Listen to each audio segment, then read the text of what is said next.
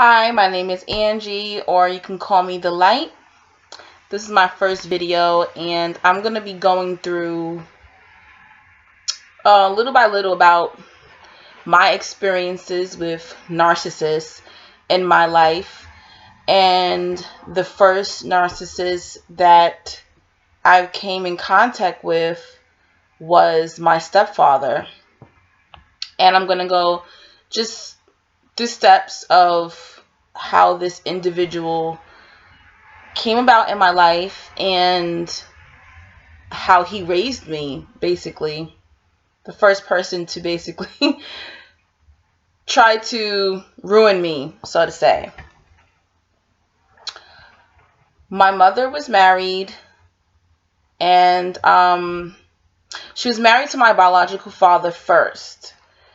And my mother met this narcissist, my stepfather, at work. They all worked at a prison together. My biological father, my mother, and stepfather.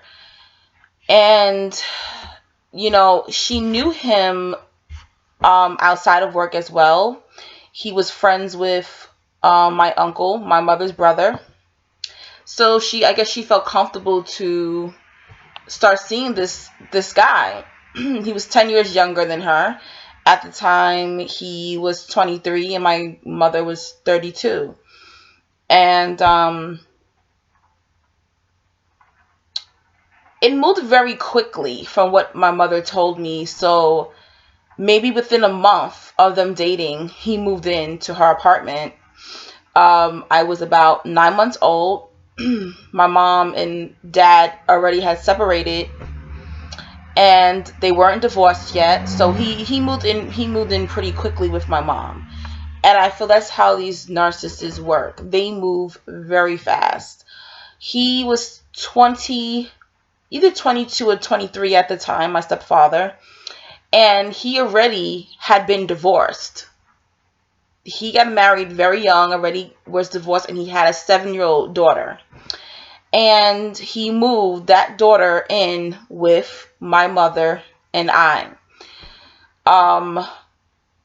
The girl's mother, my stepsister's mom, she had mental illness, and she eventually committed suicide.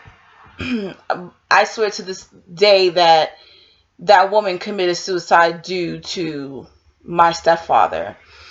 So that is the beginning of how I feel they work. They work very, very fast, and I feel when they come into your life, they are they kind of make you feel like they're saving you from something. And I really feel that my mother was a perfect prey, because she had a young baby. My mom also had another son. So she had 2 children, but my mother, my brother lived with his father at the time. And, so he met this woman who, had a small child, had her own place, had a good job, had a car, was stable, but still was looking for that love because her marriage was failing. And he needed to basically, I guess, replace his ex-wife, being that they weren't together, and, she was loony and, about to kill herself, so he needed new supply. And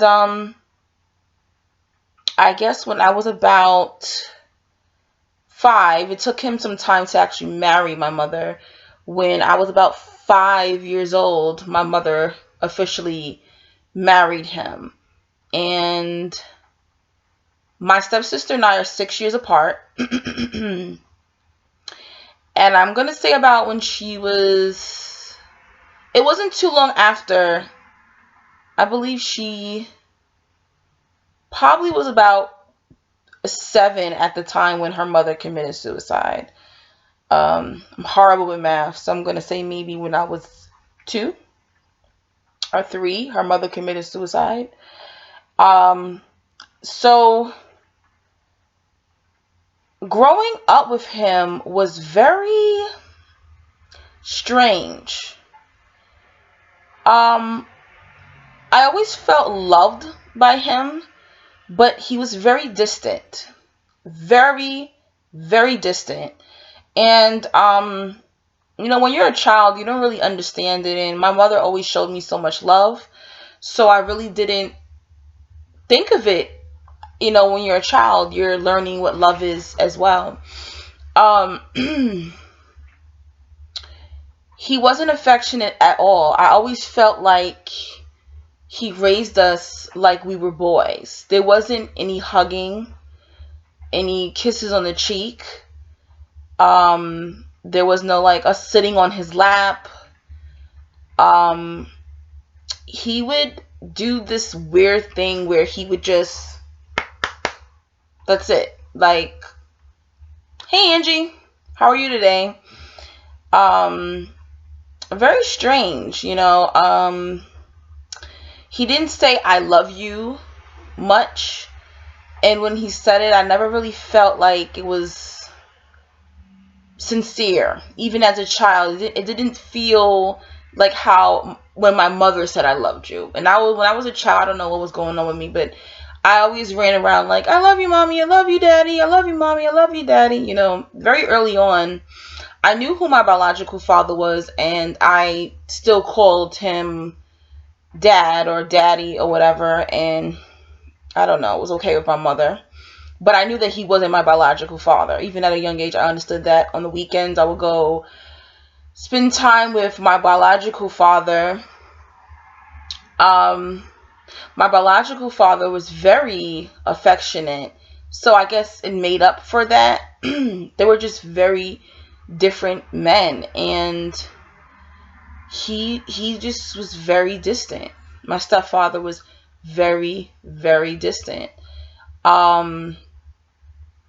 If I was sitting a certain way, he would slap my back and tell me, sit up straight. Or he watched everything I did, the way I sat, the way I walked. He controlled pretty much everything. Don't speak that way. Don't say that way. Don't wear that. There was no us being ourselves. He controlled everything. I was pretty much the disciplined one. I always listened. But my stepsister, on the other hand, his daughter, she was just like him. I guess his true self. She was always rebelling. And he would always constantly beat her. And he was pretty violent. When he beat her, he would tell her to take her clothing off and beat her, even up until she was 16, 17 years old. That's very inappropriate. 16, 15, even 13, you have breasts. You're forming. You have a body. Like, why would you tell your child to get naked to beat her like a slave, pretty much? This individual was very, very disturbing. And because he wasn't affectionate, because this is who I saw every day, this is who I spent time with, this was the man that was, raising me, I grew up to not be affectionate at all. Even when I started to date, I didn't notice it. I thought that was normal, that the only time it was time to show affection towards the opposite sex was in the bedroom. I wouldn't hold hands. I wouldn't go to hug or kiss because I wasn't given that. It always seemed distant and dirty, pretty much, because it wasn't given to me. And that is just a small portion of how this man had a huge effect on my life. And I never really noticed. And that's the scary thing about these individuals. you don't notice how much they've impacted your life until it's, not that it's too late, but very late on in your life.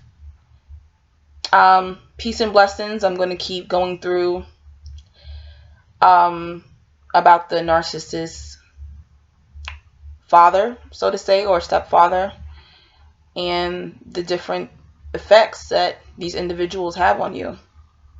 Peace.